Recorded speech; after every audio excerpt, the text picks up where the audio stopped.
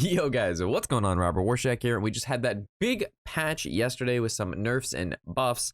The meta got shaken up quite a bit. There's almost the complete absence of rogue now, which leaves us with what are the decks to play, what is doing well, and what decks you guys can hopefully climb with. We did play quite a bit yesterday, and these decks stood out to me as the runners and what I'm going to guess and what seems to be performing since the nerfs.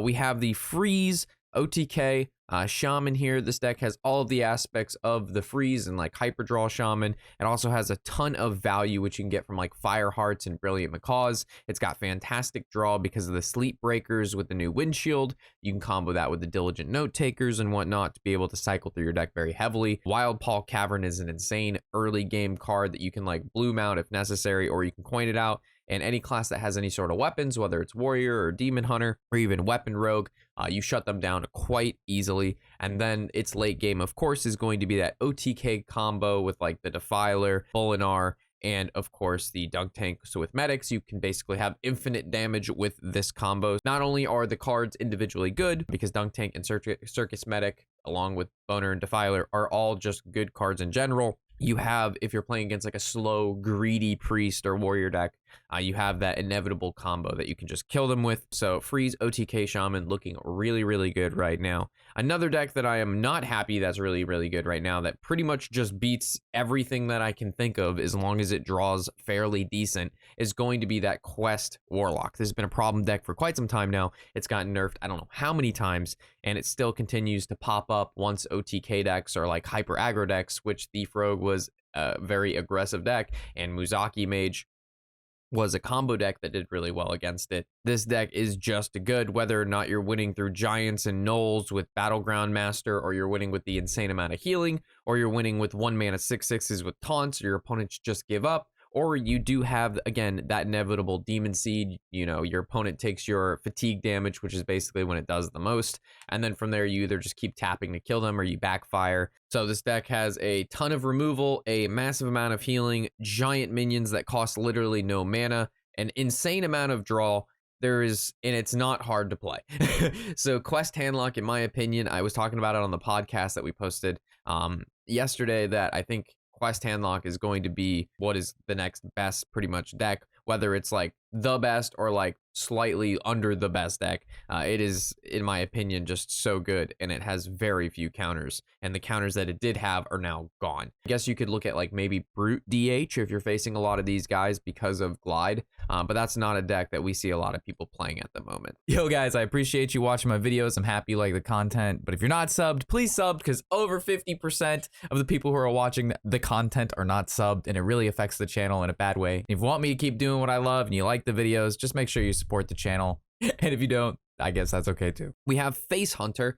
This is pretty decent against that Warlock deck if you can get on the board early, whether it be from the biscuits on the Arcane Anomaly, or you're just doing in-air damage and not playing minions, so your opponent really doesn't have targets for their healing. They have to kill their own stuff. So Face Hunter, if drawn right, does have the capability to beat most decks, including even that Quest Warlock and stuff. But if you're not closing out those games on turn 4, 5, and 6, the Warlock is just going to outscale you, whether it be through taunts, excess healing, and whatnot. So Face Hunter, while it's always a good deck, during nerfs and buff times when people don't know what the best decks are and everybody's like trying new stuff, Face Hunter will always rise because it just slaughters very consistently any deck that isn't that great. You know what I mean? Face Hunter does what it does and does it very well. So while people are trying to discover what's good, this just mows those kind of people down, like me. So if I'm trying to play some like, you know, theory crafted deck and we're trying to figure out what works and doesn't work, and we queue into a Face Hunter,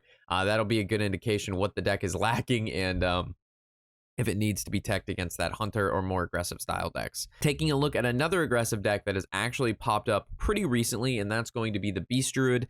It was, I would say, fairly popular at the start of the expansion, and then everybody kind of moved away from any sort of either token druid or beast druid into that thief rogue. But now everybody seems to be moving back into that token druid, whether it's this beast variant or the just normal token variant that doesn't revolve around, you know, the owls and the beasts and whatnot. But this deck seems to be performing very well. It has everything that you need in the early game in regards to draw, getting the beast down and comboing with that Oracle of Elune. I love the Frostwolf Kennels. I like that they have stealth, so you're able to like maybe set up like 1 or 2 of these guys, and then you can arbor up, and because you know they have stealth, your opponent wasn't able to kill them, so you have definitely minions to always target there. What is interesting is most aggro decks wouldn't play like a value or like ramping card like Wildheart Guff. But because this card not only draws more cards and it ramps insanely, it also synergizes very well with the Ibis. So in the later stages of the game, if you need to close out with a nice chonky minion, getting that early Guff, ramping into some stuff, and then a late game Ibis can win it on its own. Also, what's another great value tool in this deck is the Moonlit Guidance. Whether or not you're creating like more oracles, or you're creating more Ibises or more arbor ups, it's just like a super value awesome card. One of my favorite Druid cards. It has so much flexibility, and the Beast Druid is actually looking pretty good. And if you're wondering why there's no other 4-drops like the 4-mana 4/4 Beast, it's because we run Kazakis. You don't get to play any other 4 cards. If you don't like Kazakis, you could just tutor in the 4-mana 4/4. When it attacks, you get 3 attack as your hero.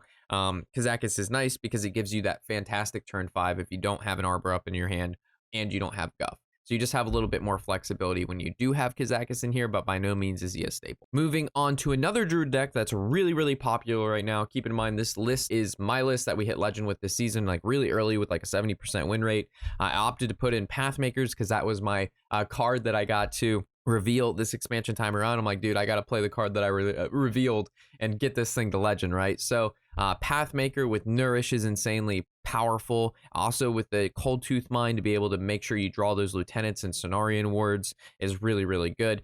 This looks probably slightly a bit different than the Ramp Druid that you're used to seeing with like Defilers and stuff, but this is just a version of it. It has all of the things that you can do with Defiler with the resizing pouch and the Moon Touched Amulet. It's just honestly not as greedy, and it has more consistent ramp. So if you like this version, give it a shot. I love this version. It was really, really, really fun. And the Omu makes it so you can have like 40 mana turns, especially if you're able to get Omu off of maybe Moon Touch Guidance. You can get yourself 60 mana turns. Let's just say with 60 mana, you basically just win the game. I don't know why more people aren't playing Omu, but I think he's a fantastic card for this particular Druid deck, given that you're able to have even more mana than 10. And you guys, if you play with it, you'll see what I'm talking about. So yeah, fantastic deck. Whether or not you play mine or the other more popular one you see, I think it's great. I'll also include, if I've played any of these decks, I'll include the video to that in the description. If you're looking for some gameplay on these bad boys, I'll definitely include this Druid one. And if I happen to miss anything, or there's some decks that are popping up that you think are really, really good, let me know. I think Tempo Mage is on the rise, and a couple other kind of like thiefy sort of secret rogue decks are on the rise, but nothing's set in stone yet. These are the decks that I've been seeing on ladder. These are the things that people have been playing and winning with. And yeah, so with that, enjoy the deck list. Hopefully you guys do well on ladder with them, and happy whatever the hell day it is.